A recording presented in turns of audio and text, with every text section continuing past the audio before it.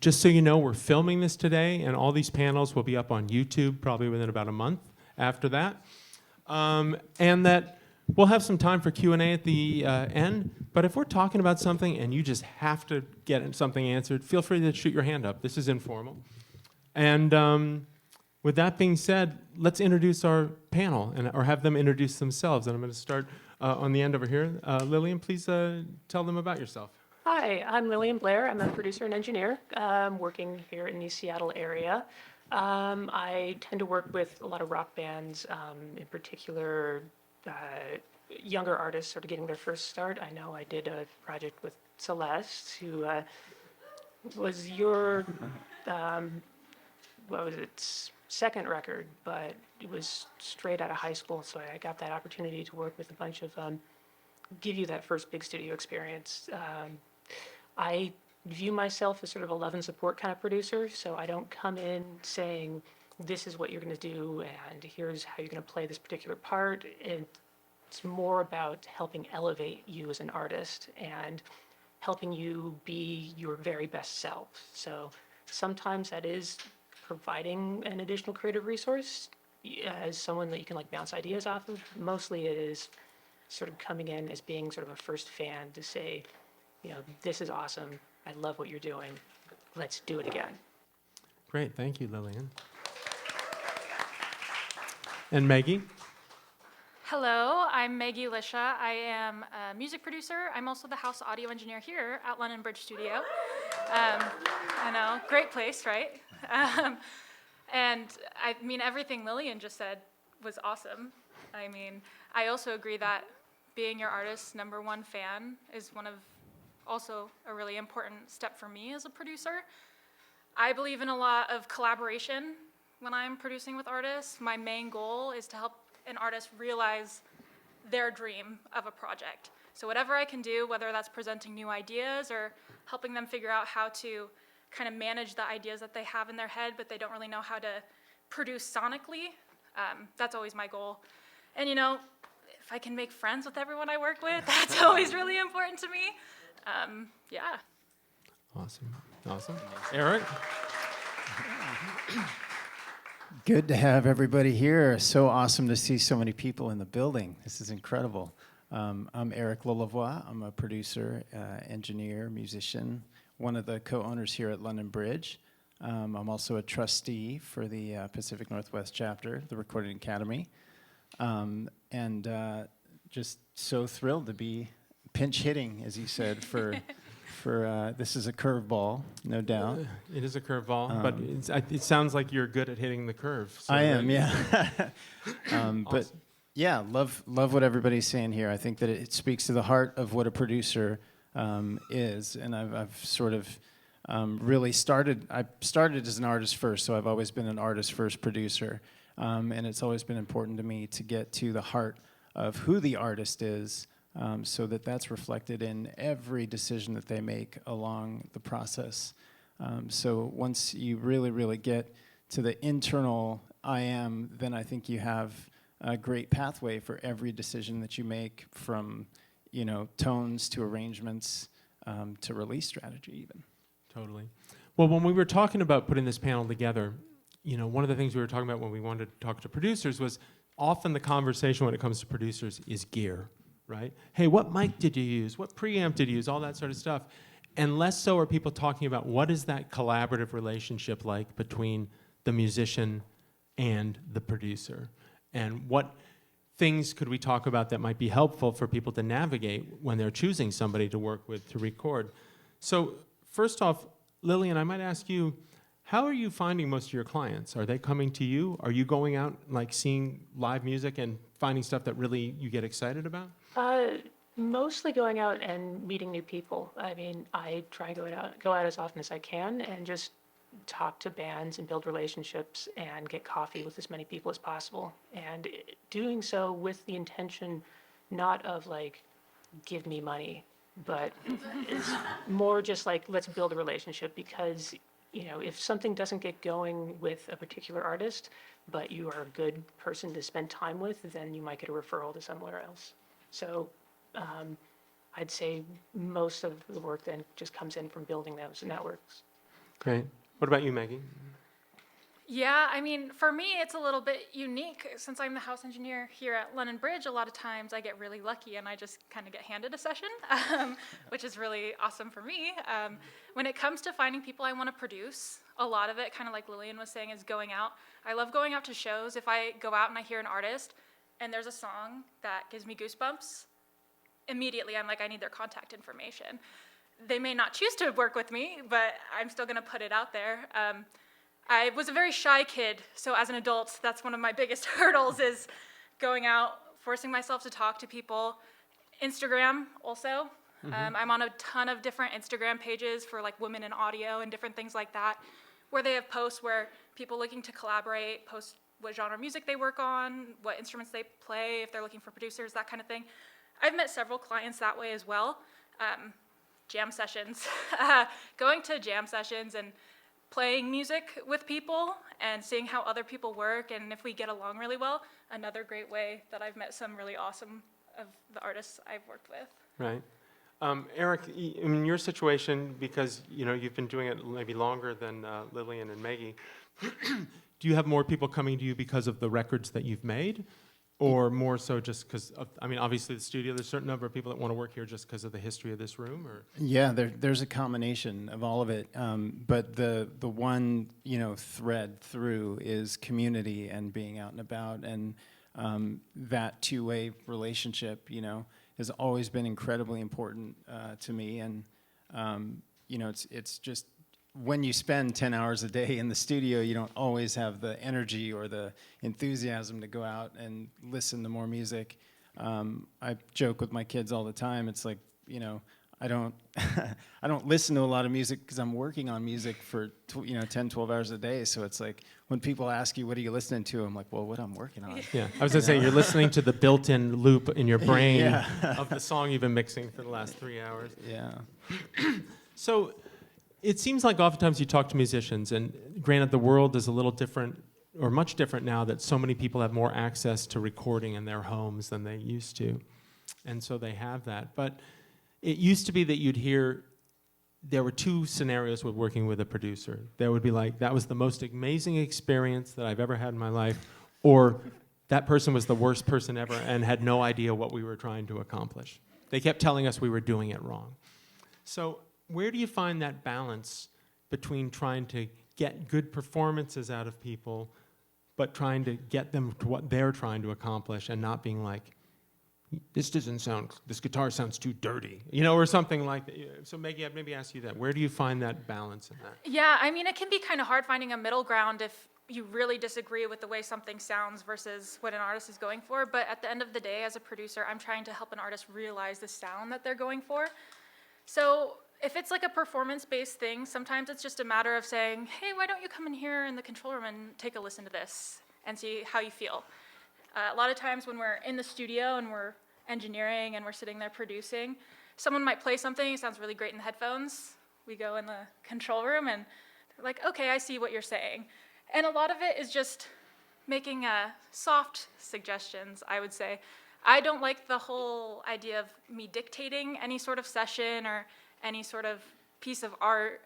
I think it's really important to kind of help someone find their way to what they're trying to accomplish. And if I can make some suggestions of, this has the same vibe, but this might come out a little bit cleaner, but it'll keep that same energy you're going for. Can we just give it a try?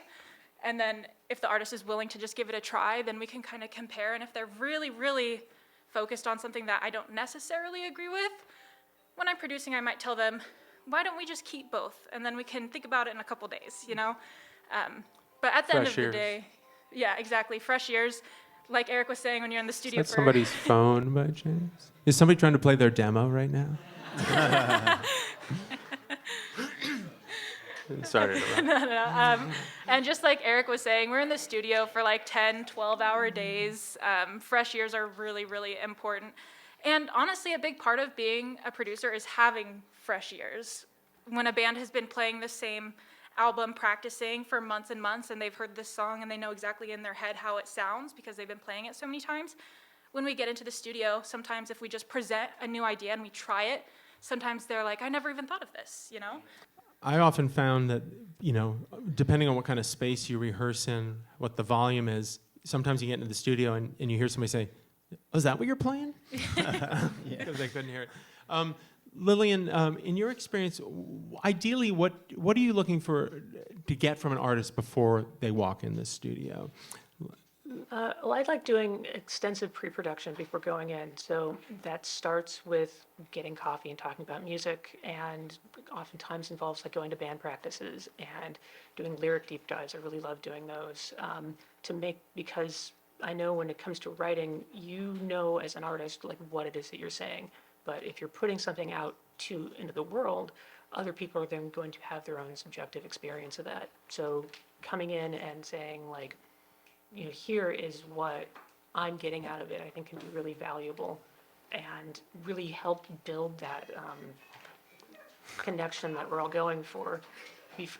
Because when it is that we go into the studio, we want to be efficient with our time. So,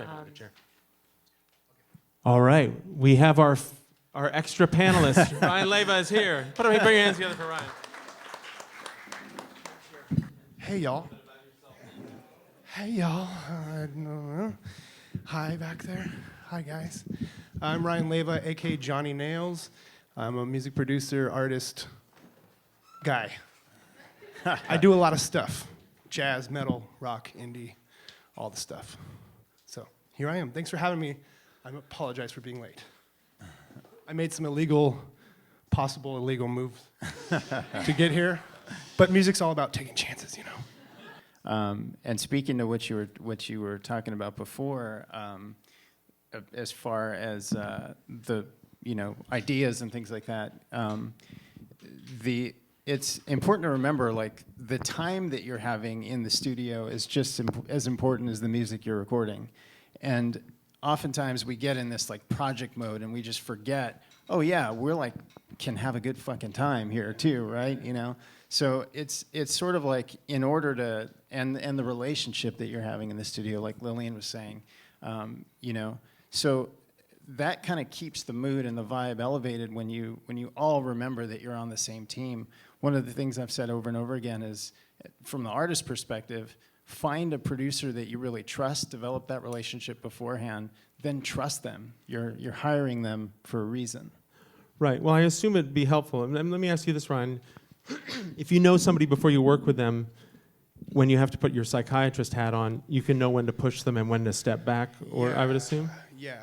I mean, almost 90% of the job is working with people. Like, knowing your gear and stuff is cool, but like being able to connect with someone, make them feel comfortable, and like actually get the best out of them. And yeah, right before they're about to break, like, hey, maybe we should go get ice cream. Like, I can tell you're getting really frustrated and this is not going to be fun anymore. So let's just take it down a notch. Yeah. So let me ask this, and maybe I'll start with Lilian again. Like, you talked about doing the front end stuff. Are there times though when you've met with people and you realize maybe I'm not the right person to be recording you? Yeah. You don't have to say any names. So. No, I think because what a producer is sort of just expanded as more and more people are finding their path into the work, that it sort of takes on these like dual meanings of you are the type of production that I do, where I work with artists and help them elevate their own art, and then the type of production that a lot of people do, which is more of a collaborator in creating the art. And so I'll have people reach out to me wanting that type of production outside of a genre that I'm used to working in, and so I'll have to say, you're really awesome, send me the work when you have it done, but I don't think that we're necessarily going to work well together. I'd much rather like turn down a job that way than find myself in a situation where I'm trying to replicate someone else's style in an area that I'm not an expert in. Great.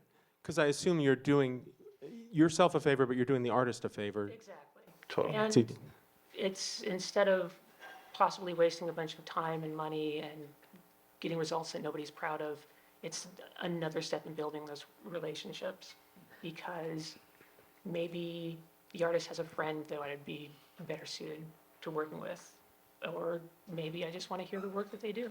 and I want them to be their very best, and if I can't help them, then I can't help them. We're kind of talking, it seems like we're talking a lot about band kind of recording. So there's obviously different things with different parts of that. But I guess what I'd ask is, how do you manage if you have an artist or a band come in where there's more than one person involved and they're disagreeing and looking for you to be the decider as to what's going on, or they're both trying to play the ref, right? So Eric, how do you manage that without alienating one of the other performers? Well, there's a ping pong table, and it really is, yeah, a lot of diversion. I mean, I think one of the things, and I mean that in the best way, it's really like a philosophy I try and bring in is there's no bad ideas, you know, and it's really important to develop those communication skills. And we do, in the pre-production, we do talk a lot about what different communication styles are, and really try and cultivate a healthy environment from the beginning, you know, which is something that like is kind of new school, you know. You don't hear every music documentary you ever see is people throwing shit and, you know, all the bad stuff. But I love saying here, it's like now I clean up more, you know, juice bottles than I do beer bottles. Totally. So. Because you're working with a lot of daycares? You know, what's that saying, like, we're all the hero of our own story? So how do you manage, Meggie, if you're working with a band or something, and every one of them's like, my part needs to be louder? I mean, there's a couple different ways to manage that, and that is the case a lot in sessions. Part of it is I just turn up the monitors so that the overall volume is a little bit louder. Nice. Do all of you have a dummy knob on the console that you turn? Of course, yeah, especially when it's more reverb, and it's like, when we listen through different speakers, might not need more reverb, but I'll just move this fader for now, and then the placebo effect sometimes, that does the trick. Yep. But yeah, sometimes, especially when we're in the tracking process, volume levels will change. So if someone is just listening back and they really want to hear, like the guitar, for example, I can bump up the guitar and turn it down later if it doesn't sit right in the mix. But a lot of it is everyone wants to be louder. So it's kind of, which one should we focus on right now for while we're just listening back? When we get to the mixing process, a lot of that will zero out and start over. But in the moment, if someone, especially if they're just tracked the take and they're like, but I can't hear my guitar, I don't know if I really like it, in that case, we'll bump it up. However, if we're in the mixing process and I get notes back from a band and, well, the bass player said that this part is too quiet on the bass, the guitar said that this part is too quiet, like, if we have a lot of issues like that, sometimes subtle little tweaks can make something feel a little bit more elevated or louder, and a lot of times I just tell them, well, just wait till it's mastered, it's gonna sound awesome. Totally. I often tell people, no one will ever listen to your song as closely as you've listened to your song. Mm-hmm. Nobody's ever listened to a song on the radio and be like, man, that bass was 2 dB too high. 2 dB off. Real quick to the room, how many people consider yourself producers in the crowd out here? All right. And how many people consider themselves engineers as well? Audio engineers, not train engineers. Okay. Yeah. Exactly, choo-choo. One question that I wonder about, having been more on the performer side than the recording side, is there certain parts about recording that are really standing naked in front of other people? And like tracking vocals usually is one of those things. So what are some strategies that you folks use, whether it's a vocalist or something else, to try and get them comfortable in that moment to perform? Multiple things. And it depends on the personality. You have to know your client, right? But like a lot of times, because you are so naked, like and there's like bands and they're all talking like, oh, that was a sick part, bro. It's like, okay, guys, I'm gonna need you guys to just get out of the room for like 10 minutes and just disappear so that I can have alone time before we even discuss vocals, so that the nervous energy wet the band, blah, blah, and that delicate ecosystem of like ego system and like all that. A fucking trademark. But like, and then like kind of knowing your client too, where it's like, if you're a really sensitive, quiet singer and you're nervous, like, I'm probably gonna put you alone facing away from me so you can have your own experience, and I'm just there to make sure that I'm capturing you. Other times I'll be sitting in, most times I'll sit in front of like the console facing the vocalist so that we're working together. But it really depends on the sensitivity of that artist too. Lilian, have you, When it comes to like getting vocal performances, or just performance, if people are being really insecure, like you feel like you've seen them live and they do it amazing, but they can't seem to get over the edge in the studio. well, in terms of like just capturing a vocal in general, I try and help the artist get into the headspace of the lyrics. So we'll talk about like meaning and where they were when they wrote it and what they want people to get out of it. And it's especially useful when going like section by section. So it'll be like, what's this verse about? And then sort of create an emotional journey through tracking the vocals in addition to that will translate to the emotional journey that we're taking the artist on. So that can be very, cause a lot of feelings of vulnerability, especially if the lyrics have feelings of vulnerability. But I sort of view myself as being there as a safety net to hopefully be able to support the artist when they need it. No, Lilian received, so Sonic Guild, our Austin chapter, we had a donor that started a producer's grant program that we were lucky enough to be able to bring up to the Northwest as well. And Lilian was one of the people that received that grant in 2023. And part of the way that grant is set up is that the producer gets to choose an artist to work with them that they might not be able to otherwise because they don't have the finances to do that. And you chose to work with Beautiful Freaks and recorded their new record. Yeah, right here, yeah. So maybe tell us a little bit, because I think that was their, or at least what the band told me when I was talking to them, that was their kind of their first real, all studios are real, but first real studio experience with something like that. How did you try to manage the psychology of working with them and not let them feel like they were being overtaken by a place that they didn't necessarily feel comfortable in? Well, as I said, with just working on vocals, it's sort of the same with everything. It's breaking things down into smaller tasks and trying to just keep everything focused. And it's not like always attainable. I know, like I interned here, and so I remember what it was like coming through these doors for the first time and seeing all the records on the walls and imagining the people who were sitting right here playing the instruments that were being played. And I think just having that, having gone through that experience and having that empathy for it, but also knowing that, it's our turn to put the studio through its paces and to leave our magic in the walls.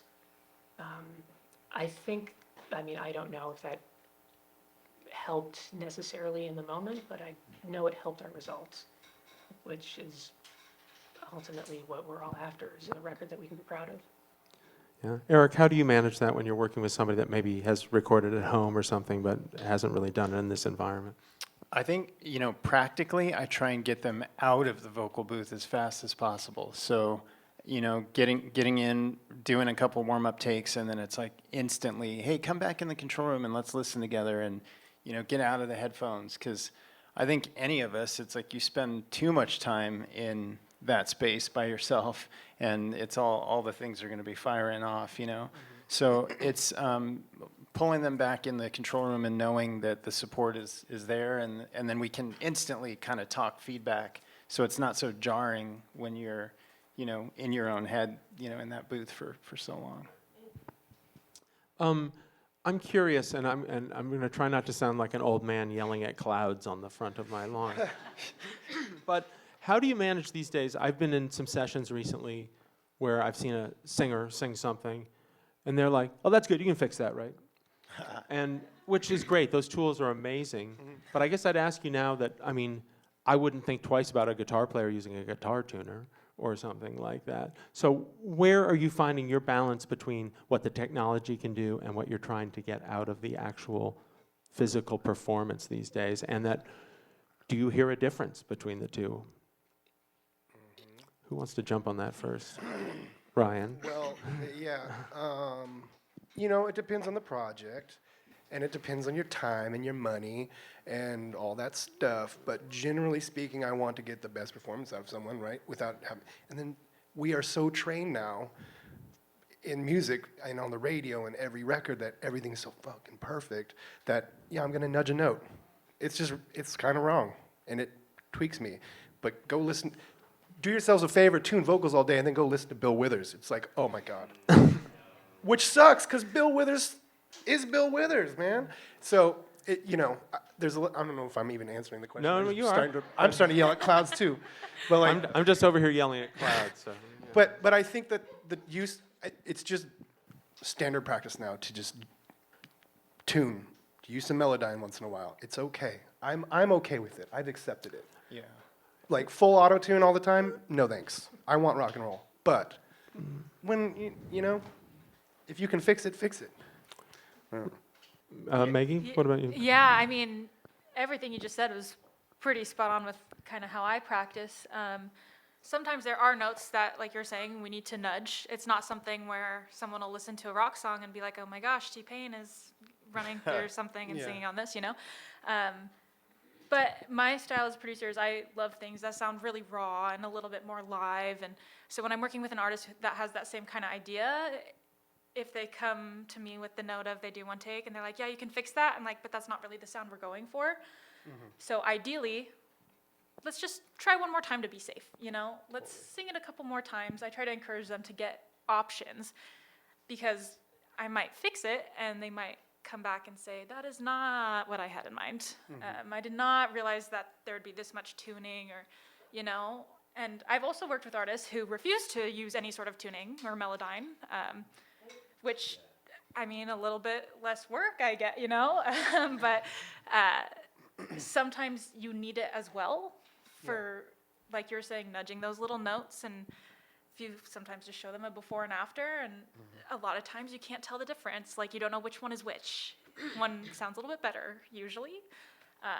But ideally, if I can get an artist to sing a song, perform it the way that they want to, in a way that we're happy with, that's the ideal outcome, no matter how many kind of takes it I have takes. a slight note about previous into this, but like capturing performance from someone who's used to singing on like a mic live, and then they have this big tube mic, and they're like, "What?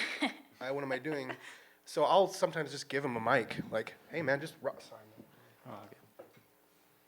I'll give them a mic so they can just rock, and then I'll capture that mic and the nice mic, right? So that I have options, but they'll perform like they're used to. I'll even strap a guitar on someone and plug the strings because they're just like, man, it's weird to not have my guitar and sing, you know? And it just helps to get that natural performance. You know? Yeah, I was just going to say, and on that note, when we're talking about kind of recording vocals, like another thing that really helps with that is feeling like you're performing how you sound like you perform when you perform live. So feeding some reverb just in Yeah. headphones, you know, something that makes people feel more comfortable. Might encourage their performance. And sometimes if they're saying, oh, I don't want to keep going, sometimes it's just, okay, let's take a lunch break and revisit this. I'm curious.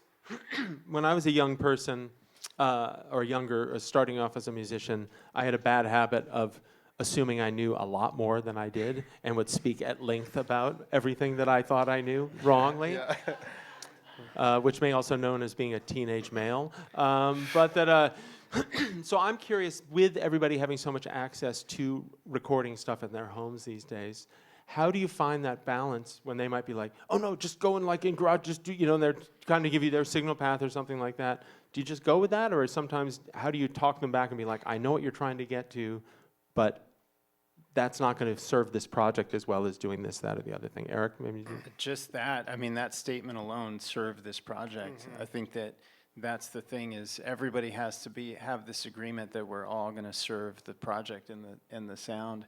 I firmly believe part of my job as a producer is to show an artist what's possible. So even in the auto-tune example, it's part of my obligation to be like, hey, it's possible for us to get to here, to attain this, whether or not that's what the artist really, really wants or is their sound or is part of that initial ethos, the I am ethos, you know, then that's open for discussion. But definitely there are people who are like, oh, I heard, you know, on this record that they did, they smashed it like this and they put 14 mics on whatever, and it's like, well, great, that's not practical, and that's also not necessarily what got that end result, Well, that's like everybody else, like, or at least there was a time when everybody's like, I want my drums to sound like Dave Grohl, and you're like, well, call him. Yeah. Have him come play. Precisely. It's always the Bonham. I always get the Bonham. Like, oh, you know, get those Led Zeppelin drums. It's like, you're not Bonham, man. Yeah. With that being said, because people have access to so much more recording and probably make more elaborate demos before they come in, is it hard to separate people? Because demoitis, as many people refer to it, is you fall in love with your demo and then anything sounds wrong after that. How do you manage that? Put it on the record. Yeah, Put the release the demo on demo the record. version, Yeah. You still have it, but we're not always trying to perfectly replicate a demo when an artist comes in. We're trying to realize their sound, but it's a demo. It's not the final version of a song. But yeah, like you're saying, release it. Honestly, some really cool tracks are just demo tracks that got released, or like even like voice memo notes that people have created into a record, pretty much, that gets released, and cool little things that you can put on an album and be like, oh, this cool demo version. Great, now we can record a different version, kind of. Maybe not stray too far from the demo, but it'll sound a little bit different, especially sonically different. Yeah. Ideally, you would just make a better version of it and Yeah. win them over. You know? Yeah.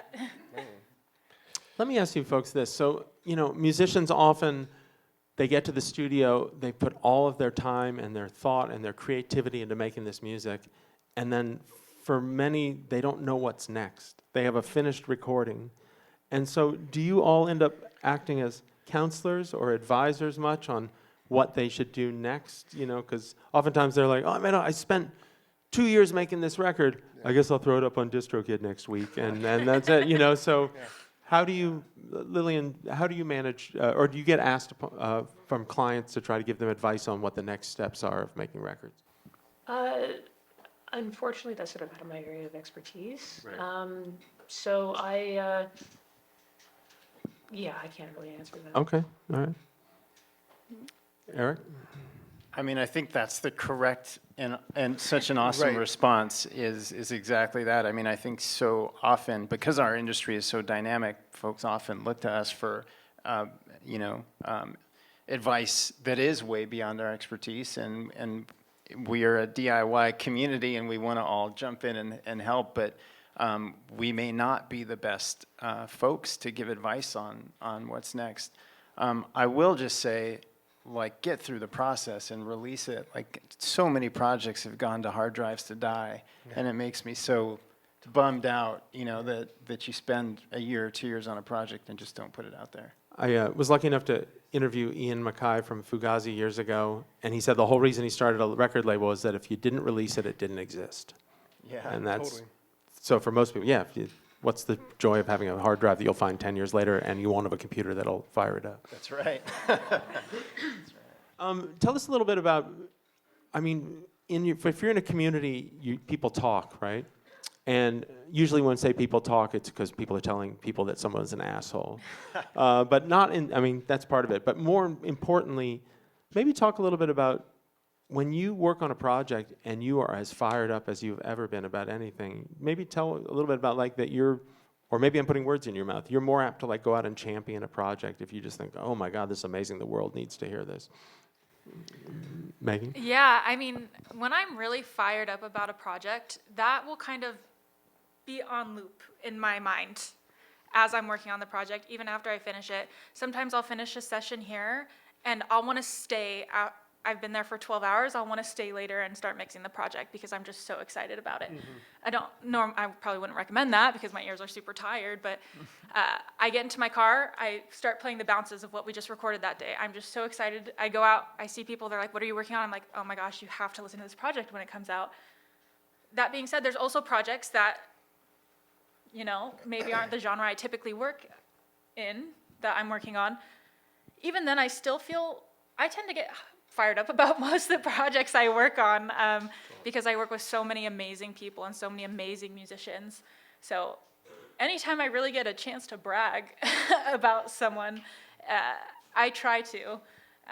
But again, certain projects just have another level of that where you're listening to it and you're like, this is why I'm doing this, you know, this is giving me the goosebumps. And then again, I'll be kind of annoying about it, probably talking to every single person on the phone, being like, oh my gosh, you won't believe what I did today. It sounded so cool. Just wait, you know.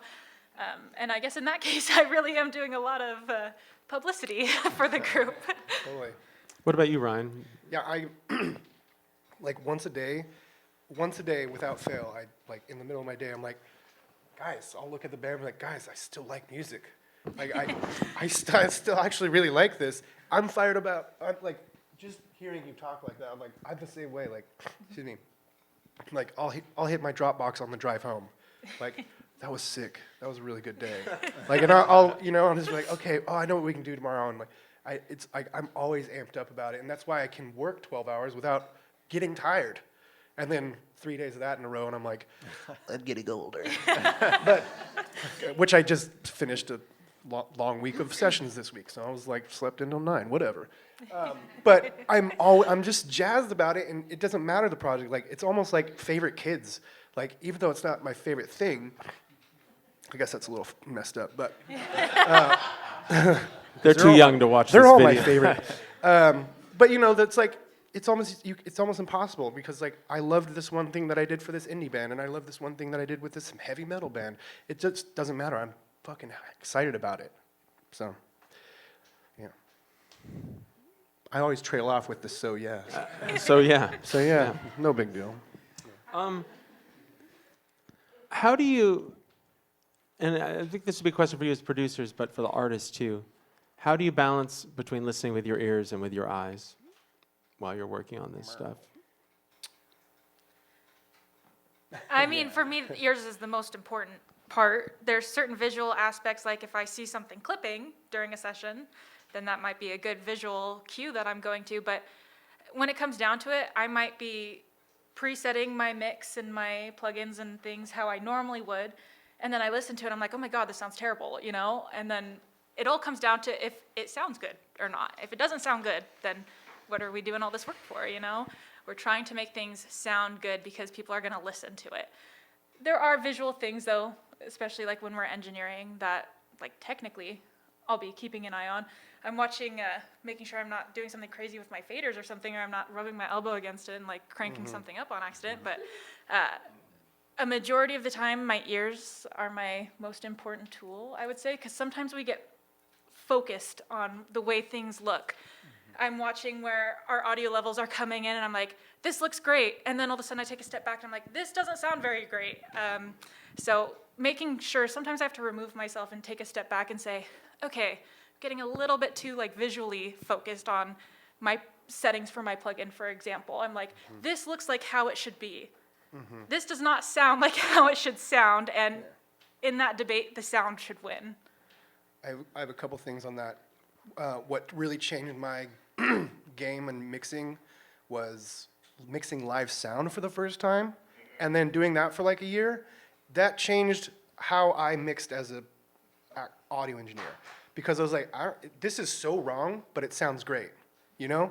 Like, and then the other thing that I did was I bought like a 16 fader, digital controller, and that, guys, stop using mouses, man. It's not musical at all. It's not musical. Like, and you're just focused on this, and when I can sit in front of 2 speakers and be like, oh yeah, and then automate as I'm going to make the song actually feel like music, man, highly recommend fader ports. Just saying. Let me ask this, because again, we talked about people having more access to recording at home and things like that. And so in some ways, when they're coming in, they're renting your expertise, but they're trying to learn as well. And so how do you feel when people are asking you a lot of questions about the process or things like that, or wanting to ride shotgun on the console or things like that? Where do you find that balance between getting the work that needs to get done, but also trying to like not keep them as part of the process? Eric? I mean, I love it, because I do not exist as a producer if I wasn't that artist in there asking questions, the first person to show up at the studio, last to leave, you know. So I love it, and I think that it's also takes the communication to a whole other level, and you can actually, you know, when someone does come in with they did this at Abbey Road, you can have real conversations around it, you know, as opposed to just feeling like you're shooting someone down unnecessarily. So it's great, and the same thing goes for eyes and ears. Then you get to have that collective conversation too. So many people come in and they're like, I want it to, you know, it's like something magical happened when people just recorded the tape. Okay, well, why is that? You know, let's talk about the philosophy behind that too, because they weren't sitting there looking at a grid. They were hanging with each other, playing music, you know, feeling it. So it expands the conversation. Do you either have thoughts on this, Lilian, or?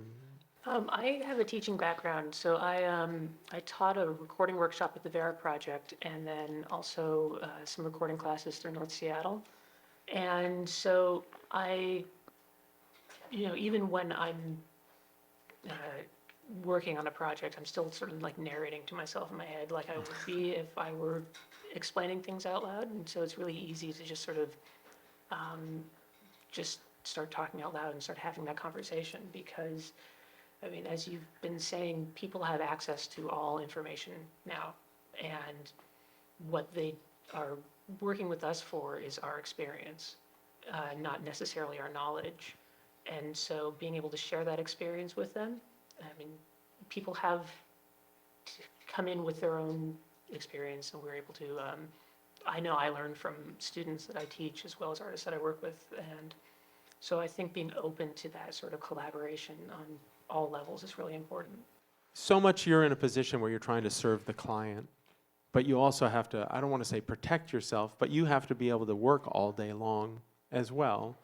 And I'm not trying to shine the light on Ryan, but we were in a session earlier this week where the client was hovering behind Ryan's back, staring at the screen, and it started to make him really uncomfortable to the point where he had said, like, man, you got to step over here because I can't work when you're doing that. And then the client was like, but I need to see the waveforms, you know, and it was just like trying to find that thing, because it's a very high pressure environment. So how do you find that time of when you need to speak to your own needs? Like, I can't work like this, or so maybe. I mean, that's just personal space. Yeah. I mean, when someone's chewing an apple behind you, Yeah. I'm just like, I'm sorry about like, that, by the way. Ben, step back, dude. Real world example. Oh, man. Oh, Well, this that apple's literally- good, man. Did that you have a bite of literally- this apple? All Dude, right. that's literally what he did this week. Anyway. Not me, the client. No, that's fine. And whatever, it's fine. But you just have to, you got to stand up for yourself a little bit on that stuff. I'm down to share whatever and spend time with you next to me. But sometimes when I'm editing and trying to save you time and money, I need my space. Just go sit down. And, yeah. Along those lines, maybe the thing is that sometimes you need to try something before it can get to presentable. Yeah. And you maybe have somebody like, no, man, that's not what I want. No, just give me. So where do you find that? Like, give me a second, calm down, because again, there's so much emotion involved. Like, it's like my life depends on the way this kick drum sounds or something. So how do you find, again, like being a lion tamer or something like that? How do you do it? Yeah, again, ping pong, right? Like, how do I get, and sometimes it's just saying that, honestly, just like, guys, everybody out, you know, give me 5 minutes, and then let me play this for you. All of my premixes now, I do all my premixing on my own, and then everybody's welcome, you know. But you absolutely need that time, you know.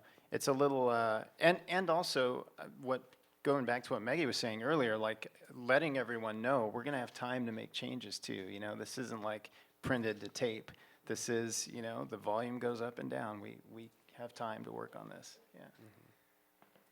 Yeah, I would say one of the biggest things that comes to mind when it's like, especially with setting boundaries in a session is, I mean, my personal experience as a woman working in audio, there's been countless times where there's a man coming into the session and not trusting me or trusting what I'm doing and saying, I would do this way, I would do this way, trying to kind of passenger seat drive the session, you know? And part of that is, I mean, I'm sure a lot of us suffer with imposter syndrome. And so one of the biggest things for me is not letting that affect how I'm running a session, and just really telling someone, hey, I understand what you're saying, but you just have to have a little faith in me. Just give me a couple minutes. Why don't you go to the lobby, grab some tea or something while I get this all set up? and then we can revisit this. We have a lot of, I'm sure other people have experienced this where, you know, people come to the studio, see a woman, oh, that must be the intern, you know? I've been asked that many times, you know? And it's like, no, I'm your engineer today. And earning that trust with a client as a woman can sometimes be really difficult. Sometimes they get over that really fast, you know? And not every client is like that. That's a, you know, handful of cases. But being able to set a boundary and say, I know what I'm doing. I'm here for a reason. I'm the one engineering your record. You have to put a little bit of trust in me. It's my job. My job is to help you sound good. Yeah, amen.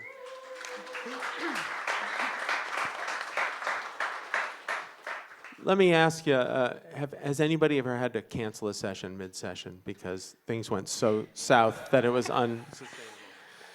And I'll start that. I have a friend that's a producing engineer that had one of the members of the band OD in the bathroom. The ambulance came, and then the other guys of the band were like, well, we're not going to be able to visit him for like 3 or 4 hours, so let's get some tracking done. And he was like, nope, we are done. Anything like that? You know, I've had a couple sessions where maybe not necessarily ended in the middle of a session. I tried to power through. I've had a couple sessions where someone has requested to come back and work with me, but it was such a toxic working environment that I had to say no.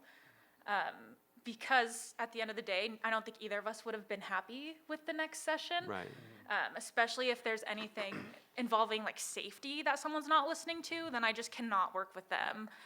Safety is super important in a studio. People feeling comfortable and safe in this space is really, really important to me. And if someone's not going to listen to me, as an example, I had someone catch the head of their amp on fire because they weren't listening to something I was telling them. And, you know, I can't work with someone who's not going to trust me, you know? So in a couple of situations, I've told people, hey, maybe you should find someone else that is a better fit for you. One other thing along those lines is, and I don't think anybody does it on purpose necessarily, but you start a project and then the client hasn't paid you. Yeah. But they're like, come on, man, I just need those mixes and then I can get you paid. It's like that scene out of Boogie Nights or something like that. But how do you draw that line in the sand or you know, protect yourselves because that's the only thing you have left to get paid? I certainly don't give them WAV files. Right. You know. They're not give them a wave file. No, you pay me, then I'll give you the full files. You can have MP3s, and then if you're going to be a jerk, guess what? This is a small community. Everyone's going to know. That dude didn't pay me. Oh, don't work with that guy. Yeah. Don't be a jerk. This is a small town. This is a small world for this stuff. So. I think that it's super important that we have this many people gathered in a room. Do not be afraid of agreements. Yeah. Like, you can come up with a very simple, you know, bullet-pointed agreement that says deposit this date, you know, full payment here. Artist owns 100% of the masters. You know, that's the thing that you, as an artist, realize those things are there to protect you and the, you know, producer. It doesn't have to be a big long form agreement. But there's so much, you know, paranoia around signing things, and it's like just have that high level of communication. I promise you, it's only going to benefit you down the line, and then it's easy, right? Then you can just get in the studio and have fun and create, and you never have to have that weird, awkward moment where it's like, dude, what the fuck, you know? Yeah. Yeah. Real quick, just for the video, I'm going to repeat the question. So just asking, how can an artist be best prepared to come into the studio in terms of pre-production, different things like that? So. Know as much as what you want to get out of it as you can ahead of time. So a good idea to think about is like the instrumentation that you want. Be really solid on your songwriting. There's definitely moments where there's going to be inspiration that happens in the studio, and that's absolutely a valuable time to both use for that inspiration, but also keep in mind that you can do as much as you can outside of studio time, and it's not going to cost you as much as when you're actually in the studio. Big thing that I have all the artists do is practice. So my general recommendation is like 2 hours a day, every day for 2 weeks before going in to cut a record. It sounds like a lot, but it's still manageable, and you'll find that instead of going through, instead of having to push to get great takes, every one of them is going to be a keeper. And when you're doing these big epic sessions, especially since we don't have the budgets for big breaks, you need to view yourself as an endurance athlete. So be very prepared going in, eat well, exercise, and be ready to spend hours recording at your top level. Well, and I think to one part of that, and again, I'll say from experience, like sometimes drinking drugs in the studio gets you to a plateau, but then you go over the other side and there's nothing there as well, if that's something you do. So you really got to think about that stuff too, right? It's not going to make you better. It's not going to make you a better instrumentalist all of a sudden if you get super high or something like that. Or at least in my experience. Maybe you guys. Maybe Ryan. I mean, I'm drunk already. That explains why you were late. Yeah. Sorry, brunch was great. Bottomless mimosas. No, Yeah. I have usually, if bands want to drink in the studio, I don't really allow weed. If you're going to playing on weed, you're not as good as you think you are. And alcohol is like, I work, sometimes you work with a band and they're fucking parties, whatever. But I say you can't have a drink until like 7 or 8. And then we have a few more hours and I know I'll get some weird out of you, probably. But it's changed a lot, I feel like, in the last 10 years or something. Like, it's pretty mellow now. And a lot of the young bands are like drinking kombucha all day and working out. And I'm like, what's happening? Yeah. But you slay. You're like, is your band named Zumba? What is going on? Yeah. Yoga in the morning. Yeah. No, I prefer the healthy change. Yeah, I love it. Yeah. Totally. Other questions? Yeah, right here. The question was, do you have, as a producer, do you have a signature sound, or are you just trying to reproduce what's happening in the microphones? No, Never. never for me. Like, it's zero about what sonically, like, what imprint I'm trying to make. That's not even a thing. It's like, how can I bring my expertise to the table to get the best out of the artist and to get things to sound the way that they really want them to sound? Yeah, I agree. I mean, when you have musicians that have completely different sounds, I'm not necessarily trying to force my sound onto them when I'm producing them. That being said, I do have certain things that I kind of like. When I'm tracking something, I love when drums feel really live and really warm. So some of the things I've produced probably have a lot of that, just because when I'm engineering and I'm also producing, the engineering side of my brain is, I know that this sounds good. This is what I like to go to.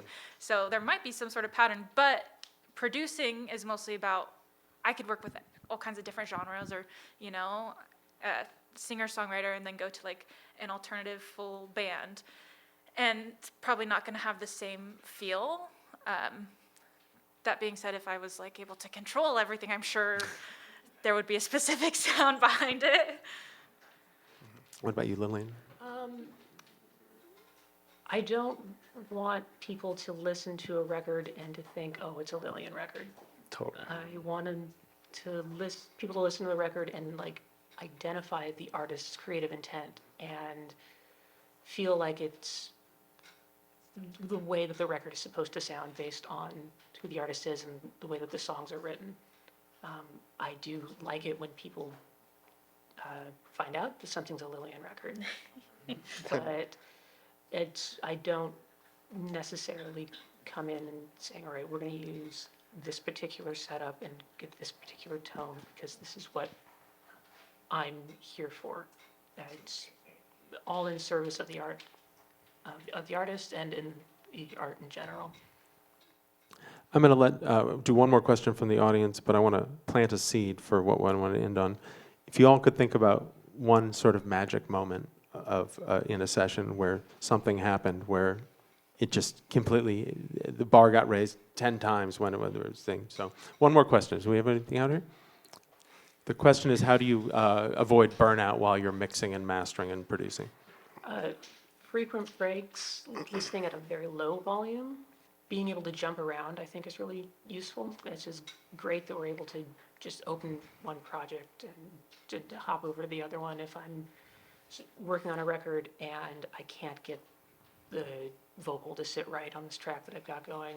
I can either spend who knows how long banging my head against it, or I can hop over to another song and say, all right, let's go see where this one will take me. I came up with a way to fix the problem with the first one. So having that kind of flexibility, I think, is really vital. Yeah, I agree. I think, for example, I was just mixing a record like a week ago where I was working on it for hours, and there's bongos in the song. It's like a full rock band setup, and there was bongos, and I could not get them to sit right. It was driving me crazy. I was just sitting there for hours, and at some point I was like, I need to turn the computer off. I need to go outside, maybe work on something else for a little bit, and then I'll come back to that song with fresh ears, and then be like, oh, I see what's happening. I understand what's going on now. I hear something that I wasn't hearing before because I'd been listening to it so much. Especially if I'm like doing a session that's just mixing, I'll set a timer on my phone or my watch for at least maybe every 2 hours, where I'll just take like a 5 or 10 minute break, like maybe go outside, get some fresh air, my ears will like pop, and I'm like, okay, we're ready to like step back into the zone now. Some days I just suck too. Yeah. I mean, I've found that 15 minutes of being really inspired and ready to work on something is more effective than 8 hours of working on it. So I just know if I'm not, if I can't open that file and be like, I'm ready to go on this, then it's like, it's better saved for when I have that. Yeah, definitely don't work on it for too long if you're not feeling it, because some days I just suck. It's like, no, I can't, I'm not feeling it. Well, do you need to have like the pop-out thermometer though, in the sense of if you're really fired up about a track and you're working and you're all of a sudden like, I've been working on this for 14 hours, even though I'm loving it and I'm feeling it, I should step back anyway. If I'm working on one track for 14 hours, I've done something wrong. Totally. Yeah. Yeah. Like if I'm not happy with the mix by 5 hours, like that's a long mix to me. Like 2 hours, I'm like, I know what's going on. Yeah. But 5 hours, like I'm really done. I should not do this anymore. Yeah. Great. But I can work 12 hours. It's just not on one song. All right, we just have a couple minutes left from this one. Sorry for the questions there. So I'll just finish a moment. We talked about, I mean, you folks are really magicians, right? You help magic happen. You help musicians realize that things. Maybe just on an inspirational note of sorts to go on out. Maybe just talk about an experience that you've had where something was just, where you just felt like, wow, this is magical that I need to do this. Every day is kind of magical. There's always something, whether it be like a weird time code thing or like some universal number system that just kind of magically happens. But like one of my favorite experiences was, it was late at night, and this is at Old Red Room where the West Seattle, or the Fremont Bridge, footbridge is, and they were just like having a real hard time recording this like acoustic vocal song. And I was like, F this, man. I got a long cable, and we went to the top of that bridge. There was no traffic, and we just recorded outside. And then this, right at the end, this like one car went, and it was in the right key, and it was just like, this is awesome. That was, we're done. We're done. Yeah. What about you, Eric?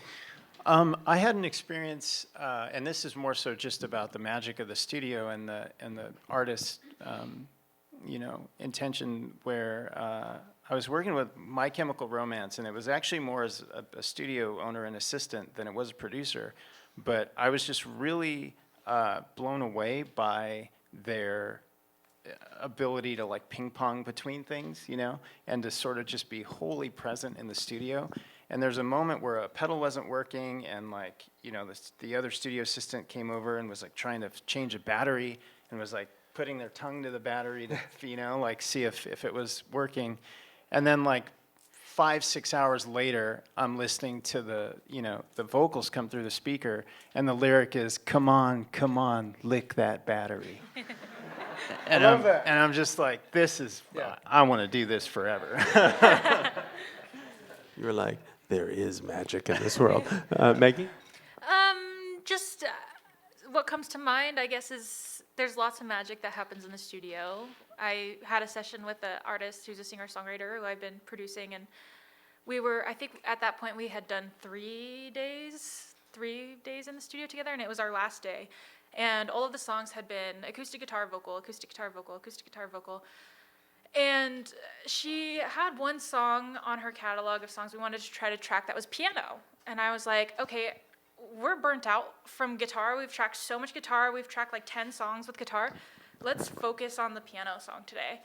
And that song just completely transformed into something that it wasn't initially thought out to be. I ended up doing a lot of vocal production on that, so a lot of the actual sounds and instruments that you're hearing in the song are just vocals that we just spent hours out with the artist out here harmonizing and building up all these really, really cool sounds. And we get into the control room once we're finished kind of tracking that song, and we're listening back, and all of a sudden, after the first verse, all these harmonies come in, and they just melted everything so nicely. And I keep mentioning throughout today when songs give me goosebumps, and that was one of those moments where I was like, this is not at all where the song was heading, but we both kind of felt that pull of we should try this, and we tried it, and it made the song amazing, in my opinion. It's one of the projects that I've been really excited about lately, and so it's just a magical thing that can happen when you don't get too focused on, this is what I had planned. We decided to just randomly, let's do the piano song today, and it turned into this really, really cool vocalized song. Cool. Lilian? Well, to go back to recording outside for I did a record in the middle of the forest a few years ago, and we did a couple songs by the campfire, and when it comes to like unplanned magic, this is sort of like more of a planned magic kind of thing. We'd intentionally gone out during the new moon so that we could see the stars, and I noticed when we were there that there was this nice hill that was covered with trees, and so I set up the band facing away from the campfire towards the hills so that their shadows were projected up about 20 feet tall, and they were able to dance along to the songs that they were performing. And I think that really helped them get into the mindset of the song, because it was a very ethereal, witchy kind of song, and to just have this additional experience on top of everything really fed back into the music we were making. And so I personally feel like that comes across in the sound, in the songs that we were able to record. Well, I think you win the prize for the most magical recording experience. I'm thinking that sounds better than every recording session I've ever been in my entire life. Ladies and gentlemen, put your hands together for our producers panel.